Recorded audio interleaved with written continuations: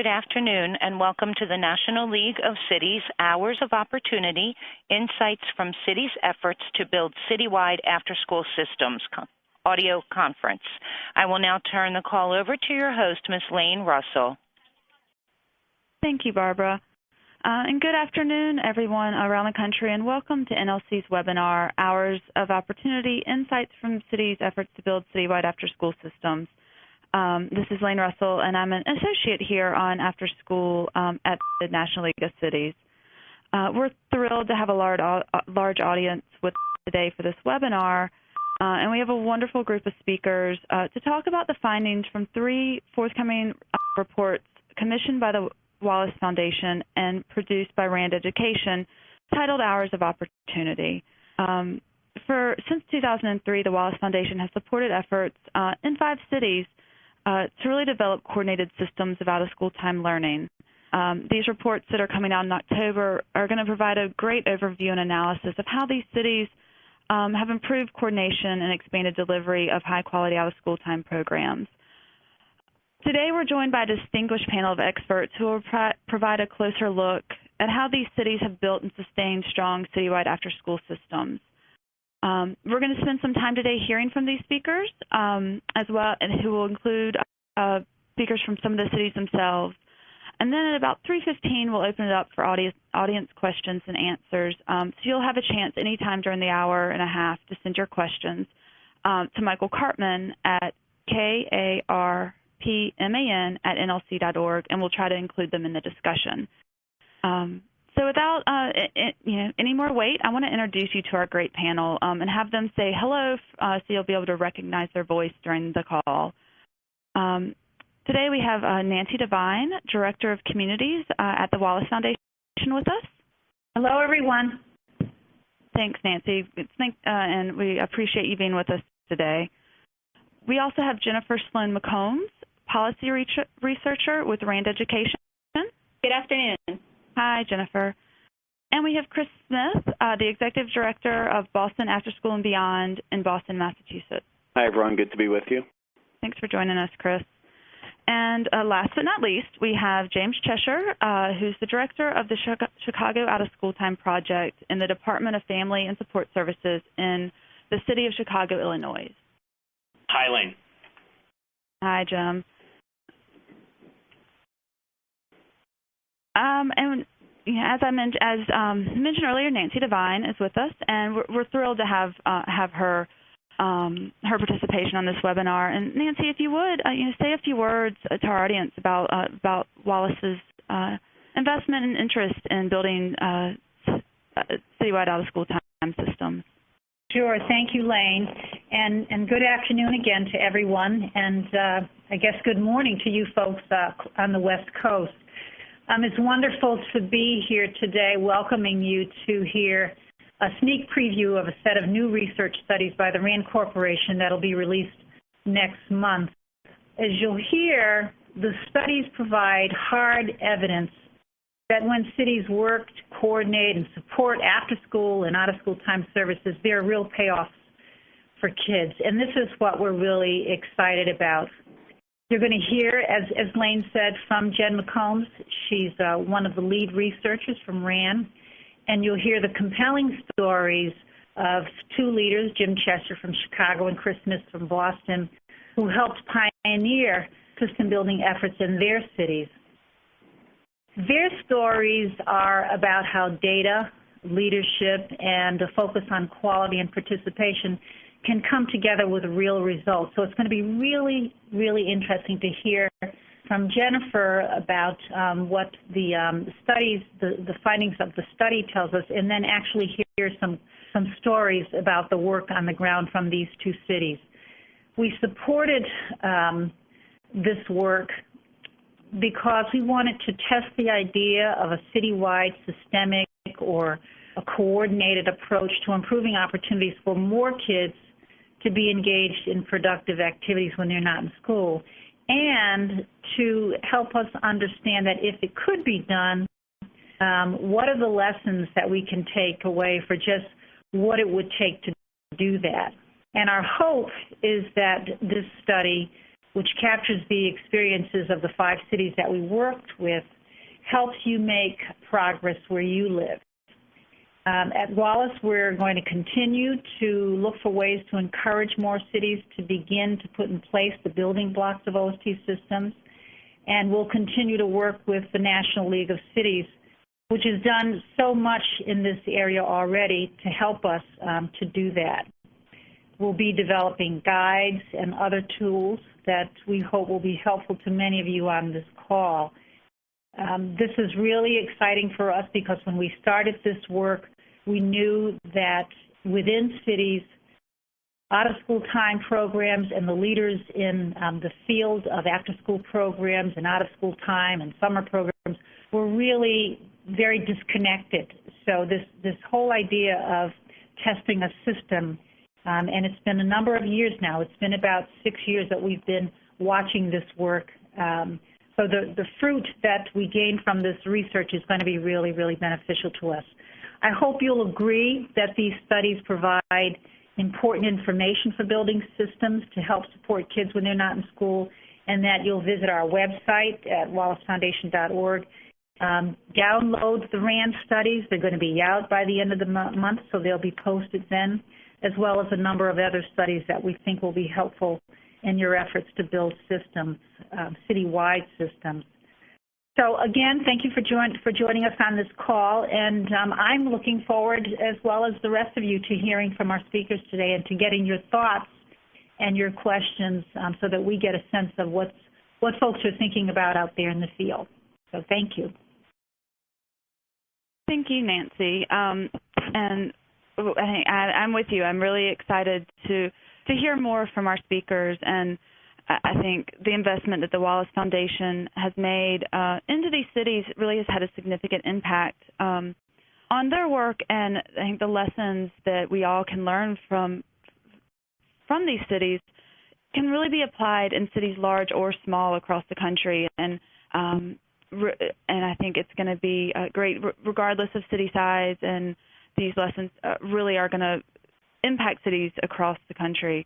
And I'm excited to hear more about the findings from the research. So, Jennifer, I'm going to pass it on to you to take it away. I'm going to get your PowerPoint up and ready. Okay, terrific.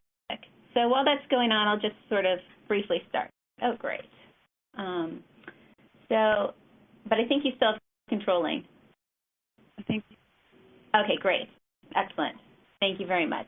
Yeah. So as Nancy described, the Wallace Foundation initiative was based on this premise that if city agencies, intermediaries, and other organizations coordinated their efforts, that cities could establish these robust systems that increase youth's access to high-quality after-school programs. And Wallace asked RAND to assess the 5 grantees' efforts towards system development in terms of improving access, quality, use of data, and their plans for sustainability. And in addition, we assessed the use of management information systems by the 5 grantees and 3 other cities that were not funded by Wallace. Those included San Francisco, Denver, and Louisville. And so it's important to note that we only tracked progress through spring of 2009, and the work of each of the cities has continued since that point. So I'm really excited to hear more about the work in Boston and Chicago since we were last there. So I'm going to go through some of the key findings and insights pretty quickly, and I'm purposefully going to be citing examples from New York City, Providence, and Washington, D.C. During sort of my patter, since Chris and Jim will likely be talking quite a bit about the ongoing work in Boston and Chicago. And I'd like to say that in no way does this brief presentation do justice to the work the cities have done, but hopefully it'll impart some ideas and insights that emerge from their experiences building and improving after-school systems. Okay. All right. So each of these systems building efforts had a structure and a locus of control that matched each city's context. Now, for instance, in Providence, prior to the initiative, there was no city agency that funded after-school programs, nor did it have an existing intermediary. So they actually created an intermediary to lead these efforts. In contrast, in New York City, there were a number of agencies that funded youth programming prior to the initiative, and as part of the planning process for this, New York City consolidated the majority of youth funding into one agency that led its systems building work. Now, moving funding from one agency to another is not a politically simple task, And so the mayor appointed a special advisor who was tasked with ensuring interagency cooperation during this time. And now when city context changed, we found that the structure of the system building and the locus of control also shifted. So for example, in Washington, D.C., when the initiative was initially started, it was being led by an intermediary, the D.C. Trust. But soon after the initiative had sort of taken off, there was an election of a new mayor. And then soon following that was mayoral takeover of the schools. And during this time, we see the locus of control for the systems building work began to shift from the intermediary to the city and the school district. Now, the cities used a variety of methods to increase access to and participation in after-school programs, and I'll describe a few of these methods. And New York City used data to identify areas with high proportions of at-risk youth, and they funded additional after-school programs in those areas. Many of the cities expanded the number of slots that were open to youth and worked to make program location convenient, such as locating after-school programs in schools. And the use of schools as sites for after-school programming was made possible in large part through these memoranda of understanding between school districts and city agencies. And these MOUs typically granted after-school providers access to school facilities at no charge. Cities also publicized available programs, and almost all the cities developed an online program locator so that parents and youth could easily locate available programs. In Providence, they were publishing hard copies of the schedules of programs offered in their after zones. And New York City also invested in a public information campaign to generate interest in and excitement for after-school programs. And in all the cities, programs were offered to youth at no or very low cost. Each of the cities developed quality standards for after-school programs and developed methods of assessing quality. In fact, the state of Rhode Island adopted the standards that were developed in Providence, so there was spread of these quality initiatives as well. Cities offered professional development to after-school providers. So, for instance, in New York City, they contracted with a local intermediary to provide professional development free of charge to all city-funded providers. And in Boston, they provided very intense professional development that included coaching for providers and school-based coordinators. In Washington, D.C., the school district began a process of vetting providers that were working in the schools as a method of ensuring quality programming. And New York City was unique in that it held providers accountable through contractual mechanisms for attendance. The providers with low attendance would receive less than their full funding, but they'd also receive calls from an agency program officer who would offer assistance if they found that the after-school program was struggling. Now, one of the requirements of the Wallace funding was that each of the sites would develop a web-based management information system to track enrollment, attendance, and the characteristics of participants in programs. Now, this chart shows that the sites use data from these systems in a variety of ways. And even the first example, so just basically understanding the programs, the number of participants, and the attendance rates, was really a huge step for cities that had previously been unable to accurately report the number of unique participants in programs or average attendance rates. In cities like New York and Chicago, see that the systems were used for more efficient contracting of services, and we were told that the data also helped shift the nature of contract management, and that by using data, the city managers were able to focus more on the program quality rather than just contractual compliance. And in several cities, we found that the data were used to lobby for continued or additional funding. And one agency had noted that because her agency produced these data, it had a competitive advantage over other human service agencies in the city that did not have data to represent their efforts. We found a number of factors across the cities that enabled systems building and improvement, and a major factor was mayoral action. Now, all the cities have strong mayors with strong interest and support for after-school programs, and all use their bully pulpit to advocate for after-school efforts. And in some cases, the mayors took very specific actions that assisted systems building. For instance, I described in New York City, the mayor appointed a special assistant at the beginning of the initiative to ensure that city agencies coordinated with one another. In Providence, the mayor sits on the board of the intermediary. He hired a superintendent that supported after-school programming, and he calls large donors and actively fundraises for the intermediary as well.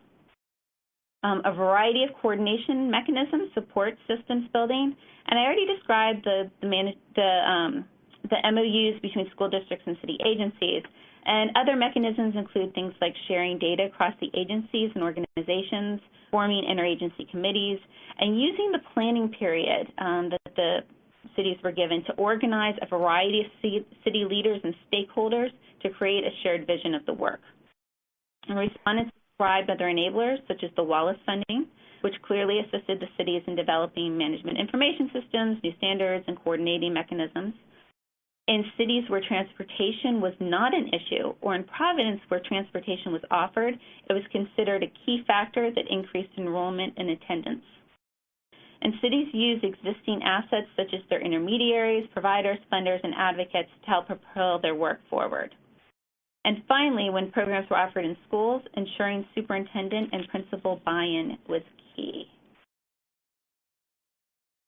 And we think that the work of these cities reveals some key insights for others. And the first is clearly that coordinated systems building efforts can yield improved after-school provision. There are a variety of approaches that cities can take in building these systems, and each city should base its efforts on its unique context and draw from existing resources to support it. So what we found is that one approach, such as an intermediary-led or a city agency-led, didn't matter, it didn't work better than another. Rather, what mattered was that the leadership and the structure of the effort aligned with the city context and mayoral leadership priorities. And while I didn't discuss this a lot today, cities made these important investments in early planning and worked to build shared goals, which had significant payoffs in later years. Described a number of approaches that cities can take to improve access and quality that hold great promise. And the investments that the cities made in data collection and analysis really had multiplier effects, as data were used to improve quality, increase coordination, and lobby for continued and additional funding. And then finally, active mayoral support is clearly essential. We believe that these cities have provided a variety of examples of specific actions that mayors can take to move these efforts forward. But instead of waiting for interested mayors to emerge, it may be possible to educate them about the importance of the work and their role in supporting it. And now I'm going to turn it over to Chris and Jim to really describe the work that Boston and Chicago have been doing. Hi, everyone. This is Chris Smith again. Chris, let me get your PowerPoint loaded up for you. I'll get control back from Jennifer. Get control over to you. And yeah, thanks. That was a great introduction from Jennifer, and I'm really excited to hear from you, Chris, and then Jim, about what this work really looks like in more detail in your cities. And I know that Boston Afterschool and Beyond has done a lot to lead the system building efforts in Boston. So yeah, please share more with us about your work. Okay, thanks. I just want to start by thanking the Wallace Foundation for its 4-year investment in Boston, and without them, we'd not have made such progress on not only system building, but actually expanding access for students in the highest need schools. And I also want to reiterate the main findings from the RAND report. These were spot on, and I think they remain true in 2010 and probably from city to city. I just wanted to give you a little bit of information on how Boston Afterschool and Beyond is structured, so that you know how we are a public-private partnership and what functions we play in the city. And then as the call progresses, we can go into more detail on individual findings from the report and where we are now. We're a 501c3 organization and a public-private partnership. And by that we mean from governance on the board of directors, we have 4 members of the mayor's cabinet on our board, members of the nonprofit community representing large citywide after-school providers, as well as smaller neighborhood-based providers, philanthropy, business, and higher education. So we're very intentionally multi-sector. Each one of our initiatives mirrors that group of constituents. So in everything we do, we're working with city departments, the Boston Public Schools, programs, and foundations. And it's really the only way we can get the work done. We don't run programs ourselves. Rather, we catalyze others to run programs, catalyze the partnerships that enable others to run programs. We were founded in 2005 as the merger of a public initiative and a philanthropic collaborative. The public initiative was the mayor's 2 to 6 o'clock after school initiative, and that was founded in 1998, coincident with the advent of the 21st Century Community Learning Centers. So that was run out of the mayor's office.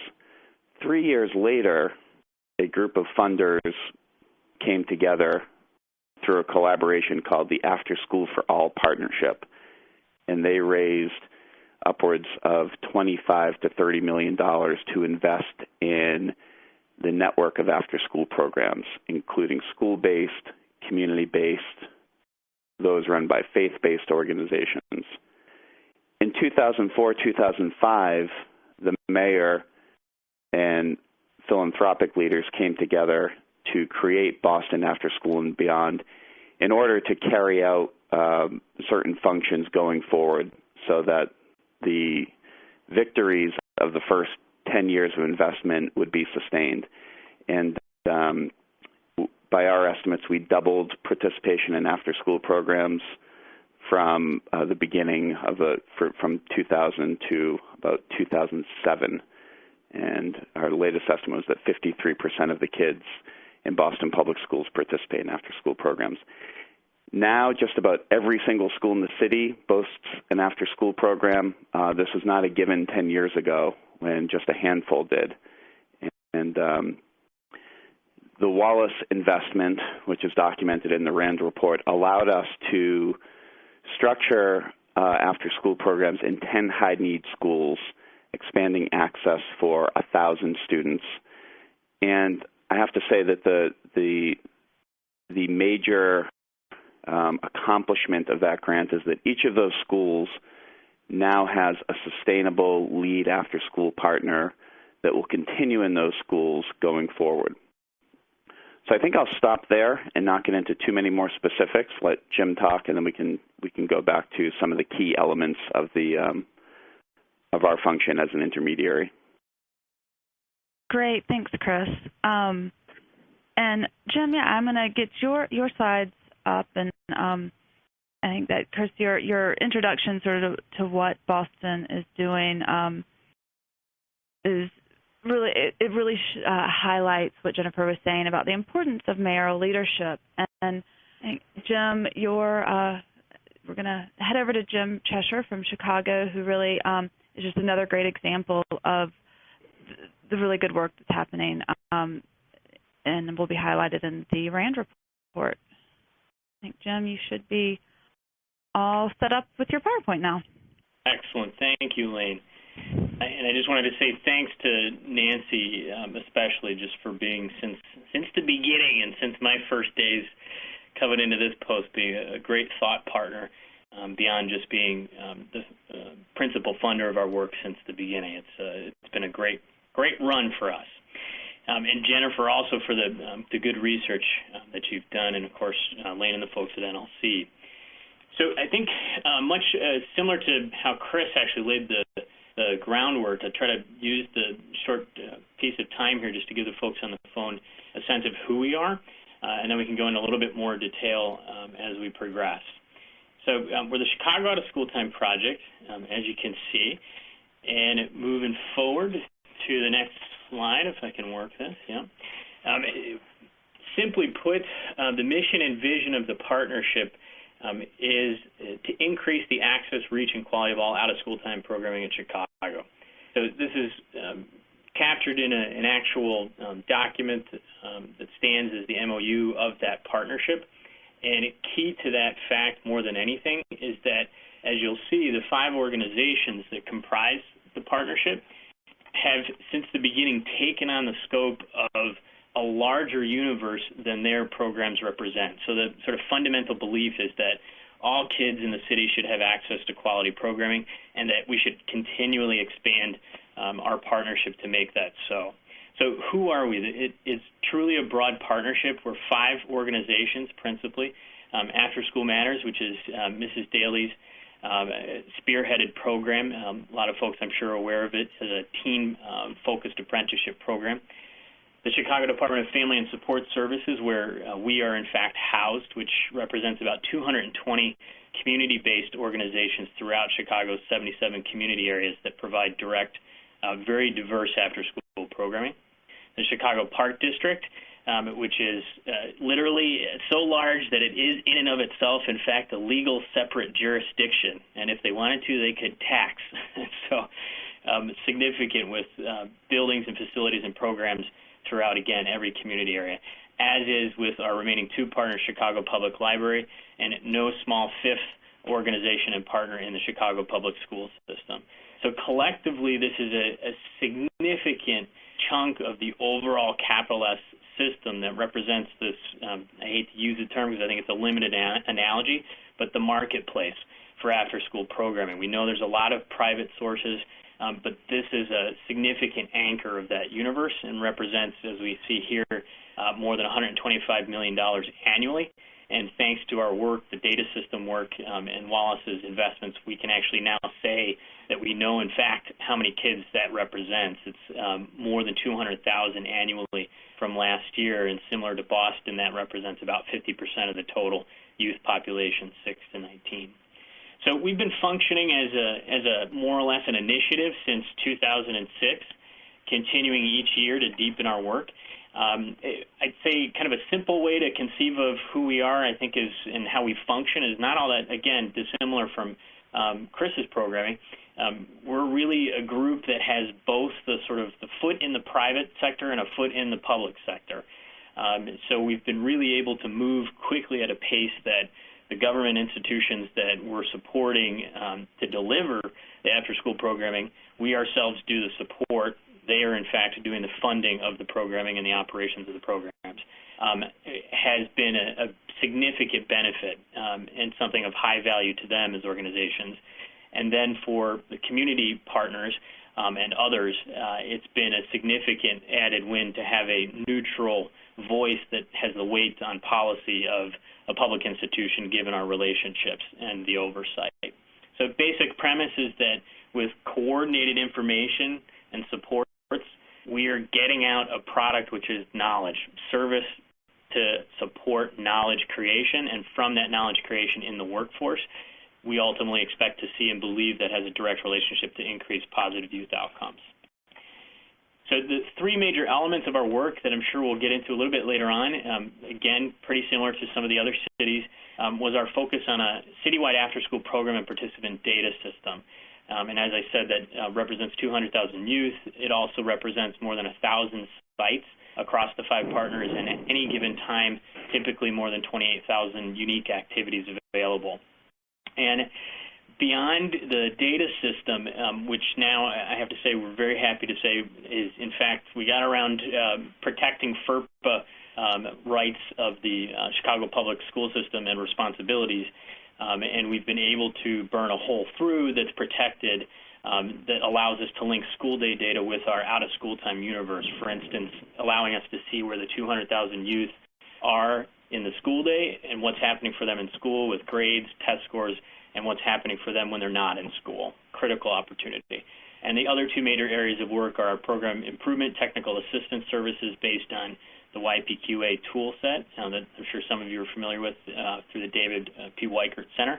And last, we've had significant gains at the state policy level, as Illinois is traditionally a fragmented youth development system across education, human services, establishing this last year the Illinois After-School Youth Development Project Act, which lays the groundwork ultimately for a universal after-school program for 6 to 19-year-olds. And then last, I'll just put up, and I'm sure folks, we could talk some more about this. I think one of the greatest, most exciting parts about the work that Jennifer's done with RAND is it draws attention to the fundamental, I think, philosophy that Wallace always had and brought to this work from the beginning that we've had the fortune to operationalize, which is that there is a unique value and a unique niche to systemic supports. And unique meaning if they aren't done in this manner, they're not likely to get done. And so this is just a simple little happy face visual that we use here to kind of articulate what the connection is between our staff energy and focus to support organizations and programs to, in turn, support the human beings, the adult individuals who are working in those programs, who then in turn, with added knowledge from our supports, turn around and increase the quality of their interactions and the experiences that youth have in their programs. So pretty easy to see how there's, to use Jennifer's term, a multiplier effect in that equation. So thank you, Lane. Great, thanks, Jim. That was really helpful and really does show just the movement and impact that this work has taken on in the last number of years in Chicago. And Jim, I would love to have you just as a sort of follow-up, touch a little bit on the role of Mayor Daley in your work. I know in Jennifer's presentation she talked about how that really, the mayor's involvement really helped move these initiatives forward. And Chris, you touched on the important support of Mayor Menino. And would love to hear some about why this is an issue for Mayor Daley in Chicago. Yeah, absolutely. So since long before we came on the scene, Mayor Daley himself very personally, passionately believed, I was just with him at a press conference the other day on Afterschool, and he was really making a direct link in both his mind and then messaging that he sees a continuous set of supports across all of public dollars that should do several things. He's a big supporter, always has been, in early childhood education, and believes that after school has a role in continuing that early childhood investment. So sort of making good on the initial public investment that has traditionally been there. And then, of course, as probably a lot of people know, he's having taken over the school system several years ago. He believes wholeheartedly that education is the bedrock of a functioning community, a functioning city, and a functioning government. He was making comments that he felt this was right back to John Dewey. He was at that press conference making the link to the role that education ultimately plays in not just the workforce, but a functioning democracy. So this is a deeply held personal belief of the mayor. But also, I think it's no less political in terms of the levers that play on us and that are important within the communities on a given day-to-day basis in the city. Youth violence is a cessation of youth violence is a real passion of his, and he has always seen after-school programs and positive opportunities for youth as an important part of the equation of violence prevention. So after-school programs as prevention, distinct from intervention, could together play a role. So I think those were the most, I think, significant drivers early on. And then I think, like Chris was pointing to, we've benefited from obviously having leadership of our initiative come directly from his cabinet. Great, thanks, Jim. That's really helpful and really does show just the important impact that a mayor can have in moving this forward. And Chris, I wanted to ask you a question now. If you could talk a little more about the types of collaborations that have helped move this work forward in Boston, and maybe who some of the key stakeholders and the roles that they've played in your work. Sure.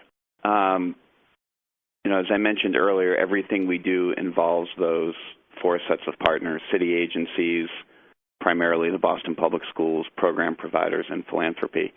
We've last year, similar to what Jim said about Mayor Daley, Mayor Menino has been in office since 1993, and he was really a leader in after school back when he was a city councilor. So he's not lost his passion at all for after school. In fact, I think it's only increased, and we're getting more sophisticated in our approaches now.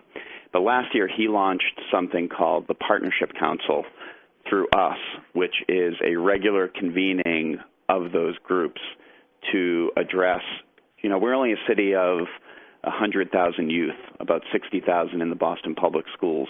He wants us to create a citywide agenda for youth that is simply focused on helping every one of them achieve his or her potential. And so the Partnership Council is co-chaired by his chief of staff and a local funder. and it's addressing the issues, the system issues documented in the RAND report and the issues that Wallace funded us to create. So, for example, our program locator, which was served its purpose quite well in being able to identify and locate programs around the city, will now be greatly enhanced so that it actually captures the participation of kids in programs at hundreds of organizations, which will then enable us to do better citywide measurement around youth outcomes. The mayor set an ambitious goal for the city around not just high school graduation, but college graduation. We launched a study as a city 2 years ago that found that just over a third of the graduates who started college actually finished within 7 years. So this has been a great mobilizer for the after-school community to really raise their game around citywide measurable outcomes. And that's what we seek to accomplish through the Partnership Council. In fact, we have a meeting tomorrow, and we're about to release the findings from the class of 2003, which was the first year of high-stakes testing here. So the goal really is to, there are over 700 organizations providing over 1,600 after-school and summer programs in Boston. That's a lot for any one agency to get its arms around. So we're trying to create the conditions under which they can partner on one agenda with the schools, where each partner really knows its role and plays to its strengths. And I have to say that's one lesson we learned about collaboration and how to pull off this work, is that it's hard to staff every interaction and hard to even staff every school. If we really seek to have an impact citywide, we need to rely on partnerships that are doing the work. And that, in turn, depends on partners' ability to see beyond their own program enrollment in order to look at the kids in a school who may not step up to enroll in a program and could be left behind. And that's really the challenge that's before us now. And we wouldn't be here if not for the last 4 years and experimenting and honing the system tools that Wallace supported, including data. But the leadership is there, and we did a survey this spring we got about 150 organizational respondents asking about their willingness and capacity to serve the highest need kids in the highest need schools, even if that meant deviating from their traditional program practices. And we got overwhelming support. There's great willingness to really step up in very intentional and purposeful ways. But we see that there's a long way to go for them to do that. And Jim brought up what I think is the key enabler of partnership to the extent that we want them aligned with school success, and that's access to data. And there are fewer than 10% of the organizations actually capture the Boston Public Schools unique identifier at the point of enrollment. They need that if they want to see how their kids are doing in school. In addition, we actually found that many of the nonprofits, many of the programs, have more restrictive data sharing policies than the Boston Public Schools itself. So we're advancing that work now, creating what we're calling the opt-in agenda, where organizations that want to be part of one citywide agenda will be willing to serve the highest need kids in the highest need schools with the appropriate training, that they'll be willing to collect the right data and hold their performance up for citywide measurement so that we can see what's working and what is not working. Wow, that's great, Chris. And I did have a question that someone that's listening was curious about what age population kids you're talking about. Is it all kids, or is it a specific, are you focused on a specific age group? We're focused in Boston on the entire city. We haven't just taken a set of schools or an age group. And for teenagers, as we know, it's a different ballgame. It's mostly about employment or the skills that those workplace skills that you could obtain through programs. But on the K-8 side, it's mostly school-based after school. Okay, great. And Jim, I was wondering if you would speak a little bit, Chris had some great points about the power of data and the importance of the data really helps move this work forward. And I know there's similar work going on in Chicago. Could you explain some about your data and shared data sharing systems that you have in Chicago? Sure, absolutely. So at the heart of the work, I think probably best to describe it sequentially. So in 2006, we set out to build the tracking system for after-school participation. So that includes program data, characteristics of program activities, attendance. It includes all kinds of variables about the youth themselves and their families. And it also includes information about the adults in the workforce who are tied to those programs. We set out to build that because in 2005, when some initial research was done by Chapin Hall with a planning grant from the Wallace Foundation, it was quite clear that the after-school programs in our partner organizations and in Chicago, very similar to, I think, the state of the field at that time nationally, had little to no systematic tracking systems. So the ability to, I guess, smartly approach answering the simple question of how many kids are in those programs that you're investing more than $100 million in every year couldn't be done to a level of rigor that we knew was truly capable of being done. So it was not a small feat, actually, to develop a data system for each of the 5 organizations because the system had to fit some basic requirements. We weren't just laying down a common system for everyone. We were laying down a unique business-driven system. This is actually a software system probably a lot of folks on the phone are somewhat familiar with and maybe using. It's called Cityspan or youthservices.net. And so we had 2 layers that were built for each partner. A custom layer, which is completely, like for After School Matters, totally mission critical. Everything, since ASM is a soup to nuts after-school organization, everything from their RFPs to the input of human resource data, contracts, you name it, to some degree or another, in addition to the data about kids and programs, are all in their Cityspan system. Then on top of that, that allowed us to build a common layer, a sort of universe across all of those programs.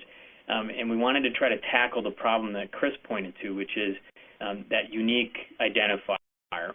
So the real success for us initially in late 2008 was to establish our first baseline, where we were able to see the total unique unduplicated count of kids, who those kids were, and what programs they were in across the partner organizations.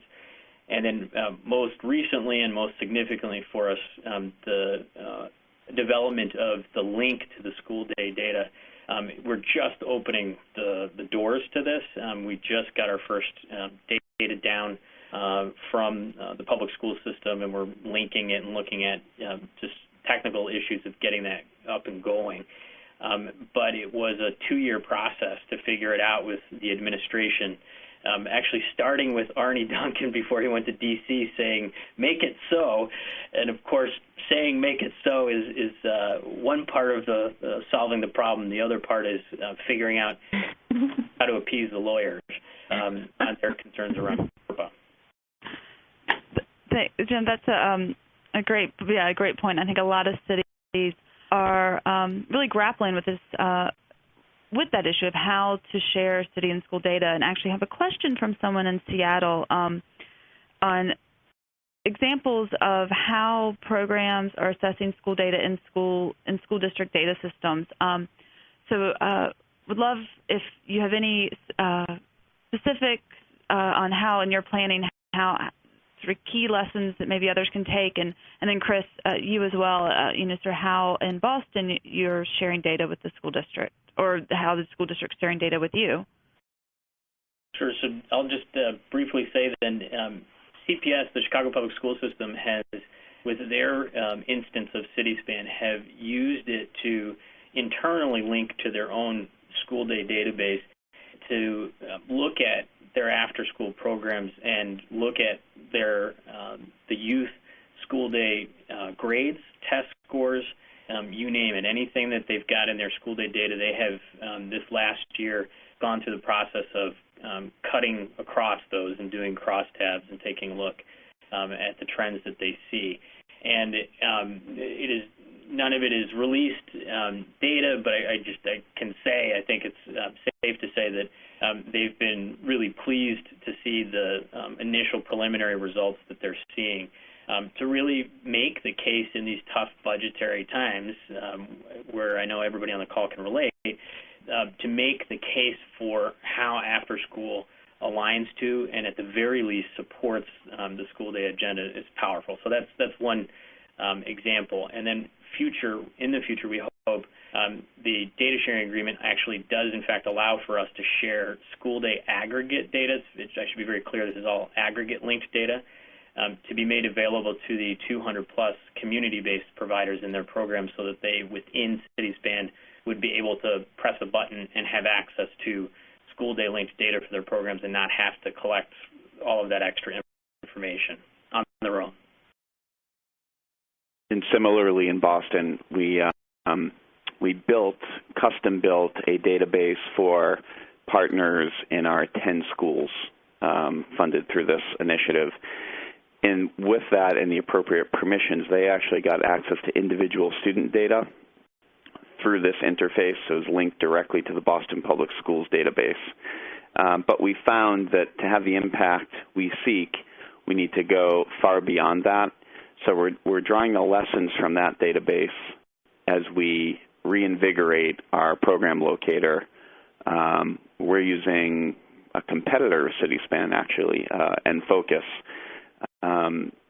to capture this data. And what we hope to provide to individual organizations is our aggregate reports that include school outcomes, attendance, test scores, et cetera. We have a pilot underway now with 5 organizations where they've submitted data from their last 2 years, including the summers, and we're working with the BPS research office to come up with reports that we can then replicate. And we're studying how much, permission is one thing, time to do it is another. So we're looking at what that would actually cost within BPS to be able to provide that level of research. But we have a long way to go on the data front. And I know it's a real need. Some organizations have their own agreements with the Boston Public Schools at different levels. So there's a level of standardization that needs to happen, and that needs to draw on what's already in place so that we don't knock any organizations back in what they already get. That's great. Well, you both really are doing great data work, and I know it's the relationship probably in your cities might be different because of the mayor's involvement with the school district, but I think it still is something that's city or program and city sharing data is still something that can happen in many cities. We have a question from Catherine Pinkert, who I believe might be from St. Paul, Minnesota, asking that they're in the process of looking at developing an intermediary, and they're getting pushed to name 4 or 5 measurable goals to answer around what will an intermediary do. And she's curious if other cities felt this push to name measurable goals at the outset, and how did you express through the value of system building work during this intermediary development process? So I guess maybe Jim and then Chris. Sure, that's an awesome question, both literally because I think it gets to the heart of the topic for today, but it's awesome, meaning it's a huge topic, isn't it? So I think I can at least just address it from how we approached it in Chicago. We, as Nancy knows, we had very early on taken a maturational point of view on our work as we developed, which was we knew where we wanted to be. We had a very clear vision of where the ultimate end state was going to be, but we accepted that in order to get there, we had to mature there. And that on the path there might be zigzags to it, and it might, in fact, look very different or take different forms. But so from the outset, we believed that in order to make higher stakes coordinated after-school system work possible in a city like ours that had virtually no coordination around after-school, you needed to begin with a lower stakes process. You couldn't get to, for instance, a state where you're several hundred community-based organizations that have been delivering after-school programs for more than, in some cases, for more than 125 years with Jane Addams' Hull House and settlement movement. You couldn't get to a high-stakes stage where you have an effective system if you don't have currency of goodwill and buy-in from the community-based organizations, for instance. So one example of how we did that was we rolled out CitySpan in participation with focus groups, with the CBOs, and designed it with their input through that process and continue to. And now, 3.5, 4 years on for some of these organizations, it went from an opt-in process to now a contractual obligation for all of the 5 organizations that they use CitySpan and that they track the specific outcomes that each of the contracts require within that. But the system investment, that allowed the system investment to be sort of owned by them as a stakeholder. Okay, great. Thanks, Jim. I think that hopefully that gets to Catherine's question. How about in Boston? Yeah, that's a very tough question to answer as an intermediary. Most of the time when it's asked, somebody wants to know the number of kids who will benefit. I'll tell you our strategic functions and sort of the quantitative, the deliverables on that. We do convening and communication, so we bring together on a regular basis the right partners to have the timely and relevant discussion. We do policy coordination and advocacy. The evidence of that are policies within the city and state mechanisms for funding after school or supporting it. We do research and data analysis, so on a regular basis we produce reports on the availability of opportunities and where there are shortages. And then we do partnerships and program innovation. So on that front, we can get specific. So I'll give you one example. This summer we launched, we called it the Summer Learning Project, generically named for a reason. We didn't want this to be a branded program. We wanted to demonstrate a new way of working with kids over the summer in order to reverse summer learning loss and develop skills, and they're sometimes referred to as 21st century or the assets. We're calling them the ACT skills. Actually, Lane, if you wouldn't mind pulling up the PowerPoint, this would be a good time. Yeah, definitely. And I'll flip. Yeah, so this is the ACT skills. These are this is somewhat conceptual, but this is drawn from hundreds of interviews and focus groups with program providers about what they do with kids and how that applies to academic success. Because even now we still have that age-old debate about, can you improve test scores? Well, if kids don't have these skills, they're not going to be ready to perform in school. So along those lines, we do get, we're measuring the summer learning gains of the kids who are in that pilot, and we'll track them through the year. So where we can measure success on individual students, we do. But we're really trying to introduce measurement to the entire system. So those are the functions we talk about, and I try to develop a deliverable for each one of them. One other thing we're doing now, coming out of the summer learning pilot, is doing an audit of each of the turnaround schools, an audit of their partnerships, what role they play, which kids they're serving, and where the gaps are still at the school level. And, that's something that's filling a need that definitely exists. It's providing information that people want, and it's something that doesn't exist. So, I think that product, the actual tangible piece of paper that you can read and learn more about a school and its partnerships and how well the kids are being served there as a result of them is a good deliverable for a citywide intermediary. Yeah, I think you are so right, Chris. And I think having that role and being able to show success really is a key to a lot of this work.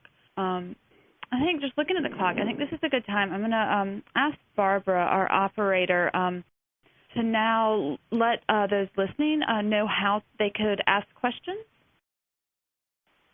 At this time, if you would like to ask a question, please press star, then the number 1 on your telephone keypad.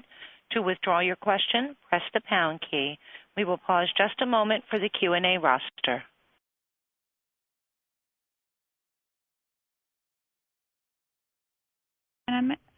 Your first question is from Erica McCleskey with Communities in School. Please proceed with your question. How do you get agencies to participate in quality assessment tools if they're not required to have an assessment process? Great. Thanks for the question. Chris or Jim, one of y'all want to jump in there? Yeah, I find this one challenging. When you have something to offer, usually it's money. They'll use one tool. Beyond a funded program, I find that organizations use a host of tools. I mean, some they've spent a lot of money on themselves to develop. So we're sort of struggling with that now. One thing we did in Boston as we took the lessons of our 10-school Partners for Student Success project and expanded it to another 30 schools was we actually deviated from the assessment we used initially, which was the PQA, which is a great assessment, by the way, to the one that's required through our 21st Century grants at the state, which is the APT, developed by NIOST. So we used that system-wide to get one measure so we could compare progress across sites. But it's difficult to do without funding as a lever. Yeah, I would add to that. I think, Erica, in Chicago, actually, we have a really significant communities and schools program thanks to the spearheading work of Arnie before he went to D.C. One of the things we've worked on both within those schools and then across the rest of our partner organizations with about 74 sites now, and then within the next several months we're going to increase that to about 200 sites. We are using the YPQA tool because it's the tool that the 5 organizations have agreed on. But I think a slight but important different orientation that we have on it is similar to the work with CitySpan. We're taking a maturational point of view. It's opt-in, and it's not the tool. It's actually the coaching supports that we pair with that process and the professional development supports that are the primary activity. The tool is more or less just a mechanism. It's not the end-all, be-all. And the focus is on program improvement as opposed to program rating.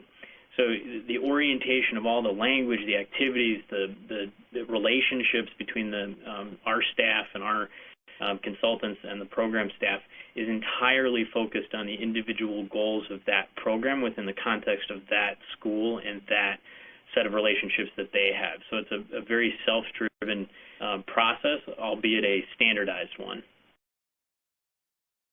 Great. Thanks, Jim. And so really to show that there are a number of ways, Boston and Chicago, that you're both using these slightly differently. And Jennifer, I wanted to ask you maybe what you saw in some of the other communities that you looked at. And I know for looking at some of the data, you looked also at Denver and Louisville and San Francisco, as well as New York and Providence. And what did you see in those communities? For the quality assessments, I'm going to bring up sort of 2 different approaches, one used by Providence and one used by New York City. But I'd have to say that I think that both the points that Chris and Jim brought up are sort of right on and common across the cities. Is how do you get people to do this? And really the goal is you get them to do it by providing them support around the tool. It's not simply just assessing their performance. It's the offering of some sort of development around it that really works. And so in Providence, they developed standards and an assessment, and they got their providers to do it, but they were very specific that it wasn't linked to funding in any kind of way, so it wouldn't have ramifications on whether your grant was going to be renewed. And really the goal was it was an opt-in. Those who opted in were given some sort of preference for the next funding cycle, not having to sort of go through the type of rigors that you had to in the application process for each cycle. But it was an opt-in system, and it was really built around this idea of support. So find out where you are, and then the organization can help you improve. And in New York City, it's a little bit different, but there are some commonalities as well. And so in New York City, they have their systems run basically through contracts. And so the department, DYCD, goes in and they have their program officers who are responsible for all the contracts, and they do observations of each program. But what that does is the program assessment triggers assistance if they find the providers need it. And so anyone who's scoring low on the assessments will be referred to the professional development provider, who will then go into the program to provide them the specific assistance that that program needs.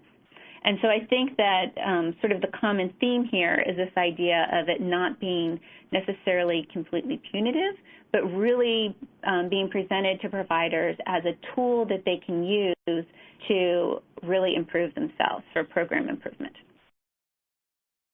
Thanks, Jennifer. And you tied that up very nicely. That it really is that having support available to ensure that it isn't just punitive, that funding will be taken away or whatnot, but that it also really is improving quality and ensuring that kids are being served better, which is the goal of this work. Let me see, do we have another question in the queue, Barbara? Yes, we do. Your next question is from Caroline Miranda with Rochester Area Community. Please proceed with your question. Thanks. I have a question for Boston and Chicago about the percentage of kids that they're serving. I'm wondering how you define out-of-school time. Here in Rochester, we've done several inventories, but we only looked at programs that operated and served kids at least 3 days a week. So I'm totally blown away that you are each serving more than 50% of your school-age kids. So I was just wondering if you could talk a little more about that as we're getting ready to do a new inventory. Thanks for the question, Caroline. How about in Jim in Chicago? How have you been doing this, and then Chris as well? Yeah, again, a great question, Caroline. Also, I'm a big fan of Rochester, especially Wegmans Bakery, by the way. But I think this is really critical to at least our systems development work. It was initially, again, kind of maturationally, we did not press our 5 organizations to come up with a narrowly defined definition of after school or out of school time so that we could broaden our reach and broaden our supports as much as possible, since the sort of basic assumption is with every partner and every program that affects youth development joining our partnership, everybody benefits. That said, we eventually evolved after 3 years to practically need to distinguish the types of programs we were investing our resources in, obviously for several reasons. And so we narrowed the scope, but it's still pretty broad. It is defined as structured sequential activity that seeks to develop a specific skill set. We don't define the skill sets. We actually don't define the dosage because you can imagine, since we have public libraries and parks as well as school-based programs, we have programs that require 85% attendance for 4 days a week for 6 weeks. And then on the flip side, we have some activities like the U-Media Geeking Out and Internet Cyberspace that's at the Public Library main branch in downtown Chicago it's a drop-in program, and yet it's one of the more wildly successful programs at engaging teens. So we don't make assumptions before we have the knowledge about what the different sort of successful engaging types of activities are, since our definition of the population is so broad, 6 to 19-year-olds. And I would share in Boston it's similar. We didn't put too many parameters on it, and it was obtained through a sampling, through a parent survey, and that was done in 2003 and 2006 by Market Street Research. And, you know, what we hope to get is a much more trackable sense of where kids are and what the dosage is citywide, even beyond those programs that we're actively funding or re-granting to. Great, thanks both of you. And I think maybe if we're thinking about your early work when we're first launching these efforts, what types of early planning did you do to see, to identify where gaps were in the city, and maybe aligning resources to ensure that you were able to fill these gaps? How did you do some of that work? Sure. So in Chicago, we had the benefit of the Chapin Hall Center for Children at the University of Chicago, and again, in part due to the generosity of the Wallace Foundation for a planning grant, we were able to look at 3 primary sources. One was a survey of high school students within the Chicago public school system, very large sample. And the second was a supply-demand analysis done at the sort of estimate level, pretty sophisticated analysis, also done by Chapin. And then third was a sort of ethnographic direct set of interviews and analysis by an anthropologist at University of Chicago directly with community-based providers. So the 3 together painted a really powerful picture, which was that, number one, we had teens telling us that the vast majority of them, about 80%, were reporting that they were not participating in any kind of structured activity whatsoever, much less after-school programming. Taken together with the supply-demand analysis, which estimated that there was probably no more at the time than a third available slots for teen opportunities as there were the number of teens, and in particular they saw gaps in some of the highest need areas where teens were growing, the teen population was growing. And last, the ethnographic report pointed to several practical day-to-day needs of the community-based programs in order to do their job better of reaching more youth and reaching youth in a quality, engaged, and retained way. And that actually had a direct relationship to the strategies we approached, information and quality especially. And similarly, from convening public-private leaders coming out of the 2 to 6 initiative and the Afterschool for All partnership, which I mentioned, a report done by Bain and Company. And then ultimately what triggered the focus was No Child Left Behind and AYP status. We went to the 10 highest need schools, and none of them had a full-time after-school partner in place. So the need revealed, although there's a lot of need out there, we felt that at the time that's where the need was the highest. And because of the focus on K-8, it was easier to identify partners who would conduct programs in the schools. It so happened that 2 of the main partners, the Boys and Girls Club and the YMCA, were looking at how to grow their own organizations and extend their reach. And as many have done around the country, they saw school-based clubs as an efficient way to reach students and deliver their service. All right, thanks, both of you. I think that really sort of paints a picture and helps see if you're starting off this work. I think that's a key step, in the beginning of looking at increasing access and increasing quality is really seeing what you have in your community. Barbara, do we have another question? There are no further questions in queue. Okay. Well, I'm going to ask, I think something that probably is on everyone's thinking is, we know this work isn't necessarily easy, and so would love to if you could describe, any challenges that you faced during this development of a citywide system for out-of-school time programs and how you overcame them. So maybe I'll start with whoever wants to jump in first. Sure. So, Chris, I'll take the leap. All right. Thanks, Jim. No problem. I'll be seeing you in Boston soon. So, Lane, I think one of them I had just jotted down when I first saw your notes is I hope this conveys clearly, but in our work here in Chicago, we worked with Afterschool Matters as a 501c3, and the other four partners of ours are sort of city or city sister agencies, and are huge institutions in and of themselves. I mean, even Afterschool Matters is just a really significant scale and scope of an organization. Hundreds of millions of dollars of budget, many, many years of history of leadership, and each of those organizations having their own cultures in addition to having their own structures.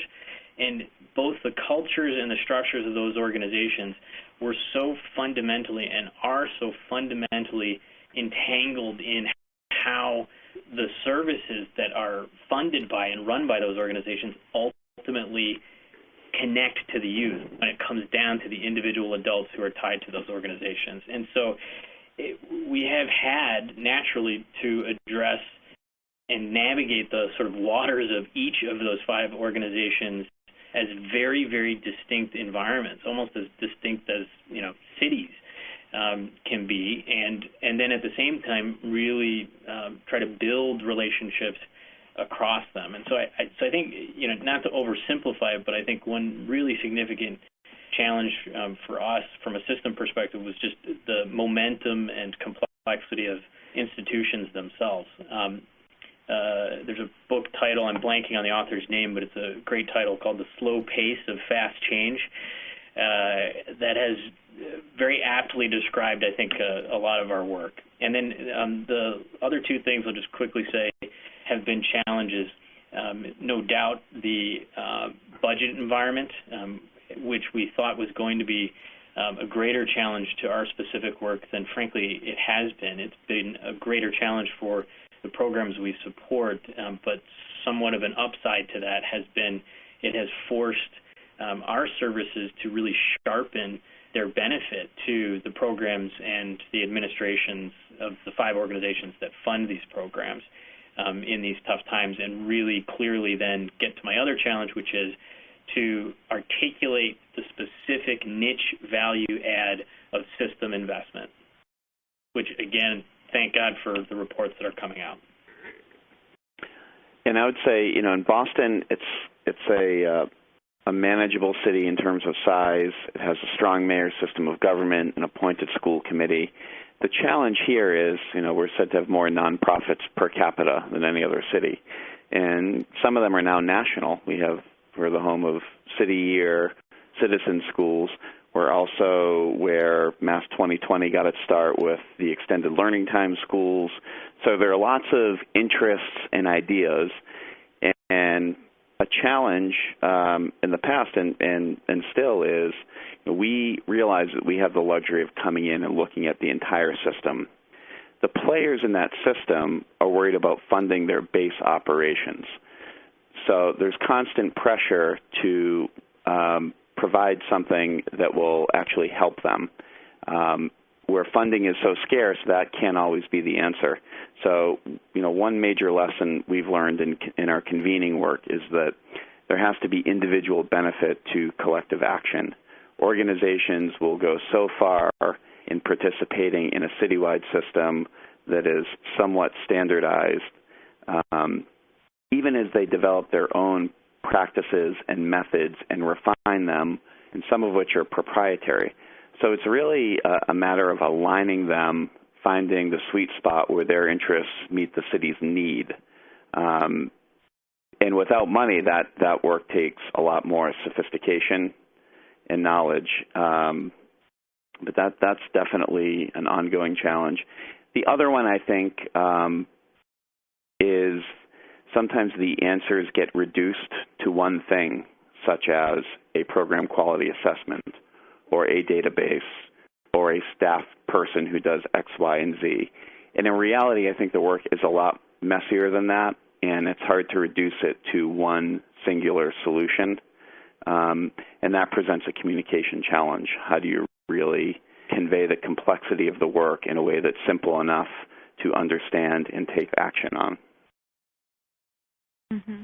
And Lane, I'd like to say that looking across all of the cities, and this is something that I'd actually wanted to highlight, was that one thing that helps the cities move their work forward and to overcome these challenges is the strength of leadership that they've had in terms of agency heads and in terms of people who are actually sort of boots on the ground doing the day-to-day work. People like Jim and Chris and their colleagues have really been the ones who have been able to do the hard work and earn the respect of everyone in terms of this collaboration. And that's really helped motivate progress.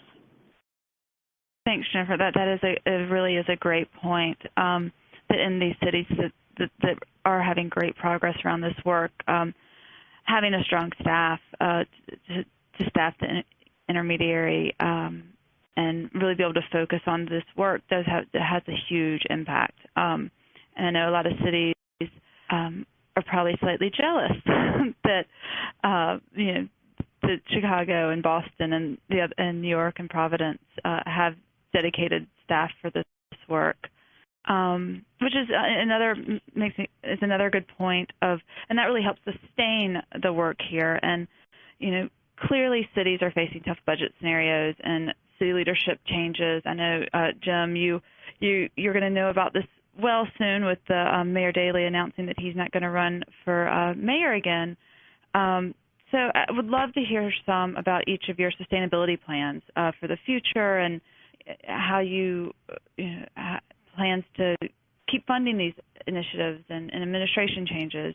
What does it look like in your communities? Well, I'll take Jim off the hook this time. I think with any of these, a challenge is obviously funding. With private money, soft money, there are cycles. You can't depend on that for sustainability. And I think individual organizations, they've learned how to jump from funder to funder. Some charge fees. They're the typical ways that these things are sustained.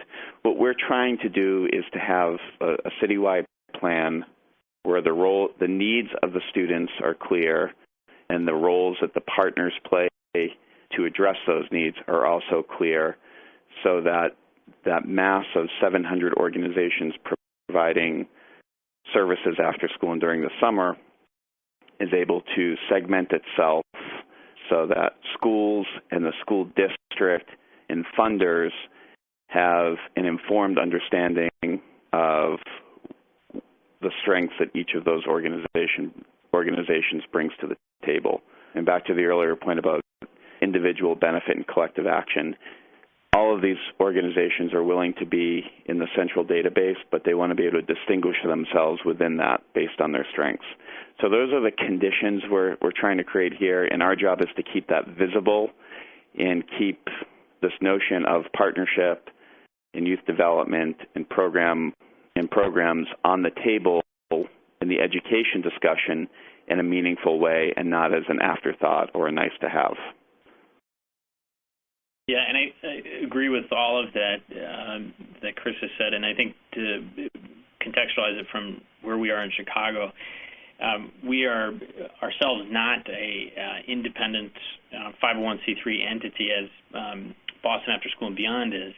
So we've been quite embedded in this work, being housed at one of the 5 partner organizations, although operating as a neutral player within that sphere. And so it's been a very interesting period for us, to say the least, as I'm sure you could guess.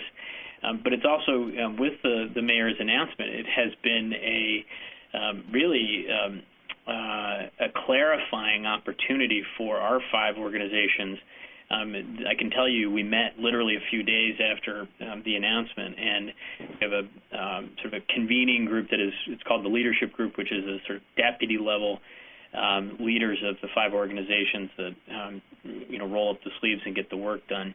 And the conversation really pointed to a belief that this is how we were in fact operating all along. That they saw this as work that was important, independent of any political shift or political whim. That the ultimate mission, literal ultimate mission for our partnership, is a focus on increased access, reach, and quality for all Chicago's youth. And so information from a data system, their belief is, shouldn't be owned by any one specific player, but in fact by the greater good.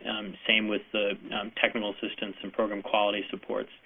So we've been excited to see the sort of naturally occurring broader base support for where folks are seeing that we can fit in and support their agendas. So it's been a very clarifying time. Thanks, and yeah, I'm sure it has been, and it's great to hear that this work really is becoming an embedded part of both of your communities, and that it's seen as essential to support children and youth and their growth towards a number of outcomes. Which we have a question from someone on the call who, I know we talked earlier about some of the data points and that y'all are collecting, and they wanted a little bit of clarity around what child outcomes are being tracked in both Boston and Chicago, and Jennifer chimed in on some of the other cities around, not just academic outcomes, but also looking at social and emotional and family success. And so are there particular outcomes that you guys are measuring? In Boston, obviously just, everywhere we're measuring school outcomes because it's the law and people have to do it.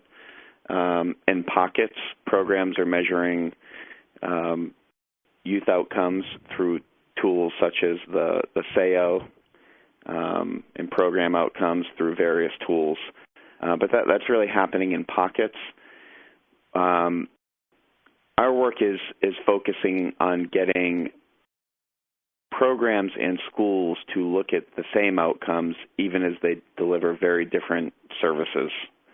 And those outcomes are school outcomes, from engagement measures such as attendance, which is my favorite because it's both an indicator of success and an outcome for a program. I think that's a good target.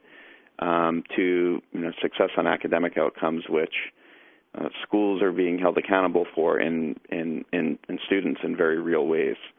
We're looking at the ACT framework I showed you earlier. We're looking at how do we assess progress in these very important skill areas.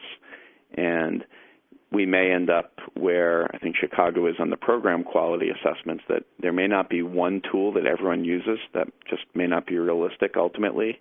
But the fact that we're actually looking at these skills and how they're developed, it's as much about the process as the actual number at the end of it. Yeah, and I think here in Chicago it's very similar where, if I can, I think that we think about this in sort of 3 layers, that there is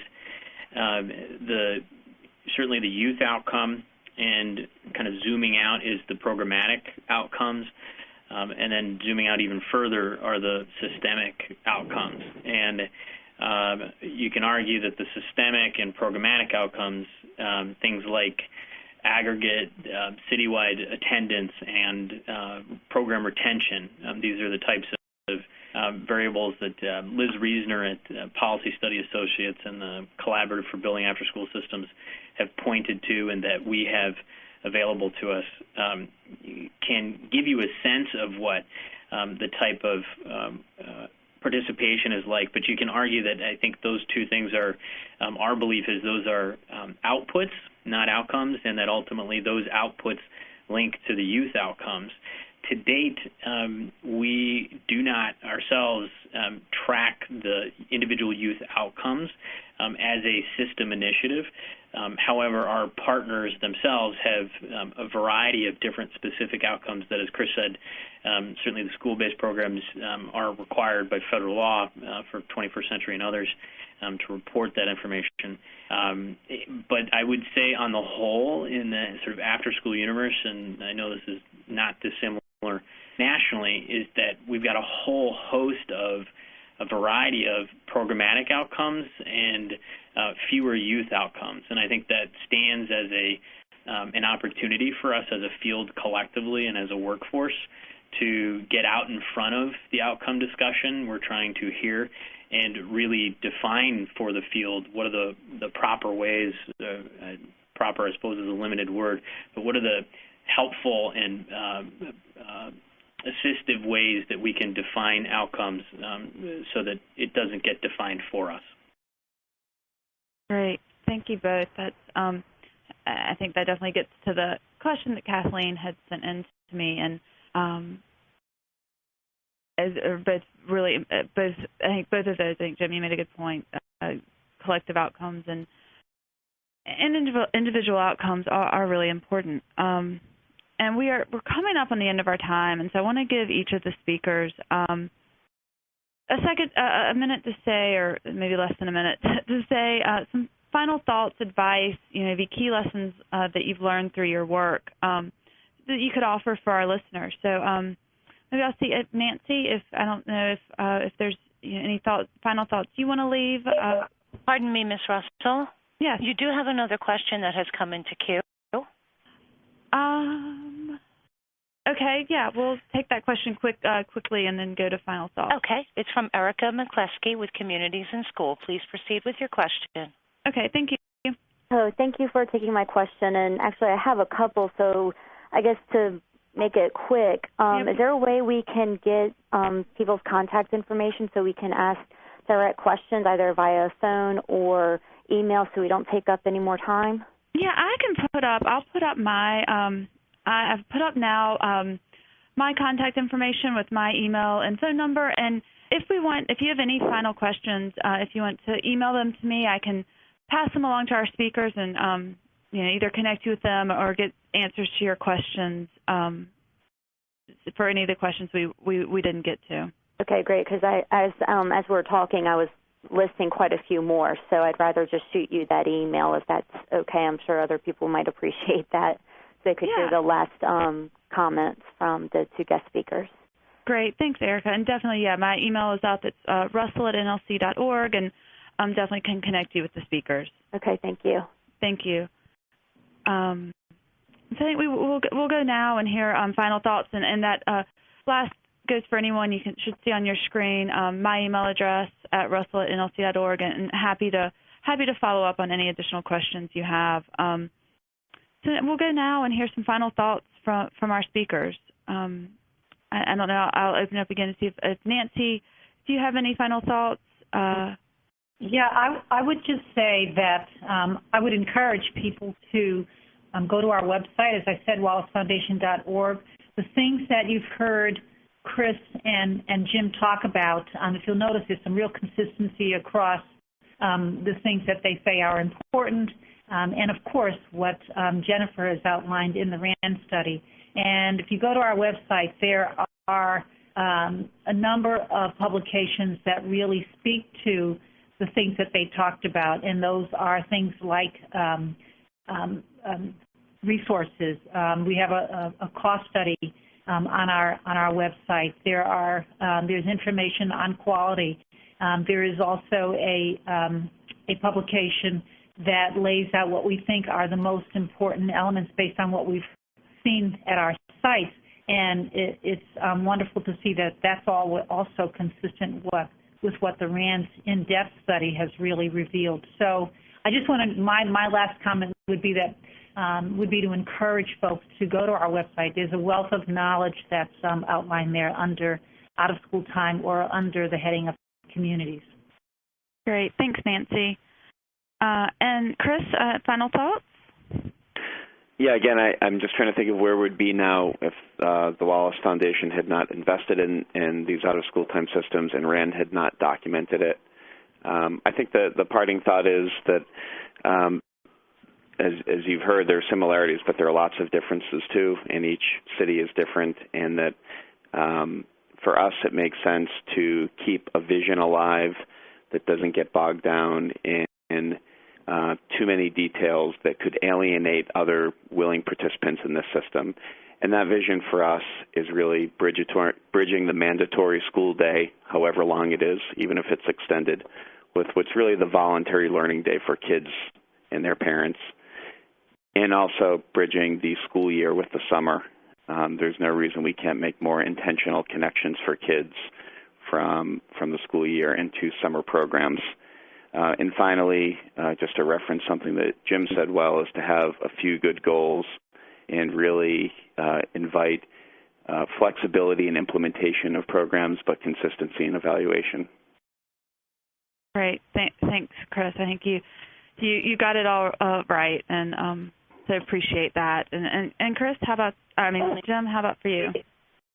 Yeah, I think I guess I'll take a sort of a pay-it-forward approach to this one. I always get a real positive charge when we have the ability and the sort of reprieve of time to step out a bit from the work that we're doing and reflect with other folks who are doing this nationally.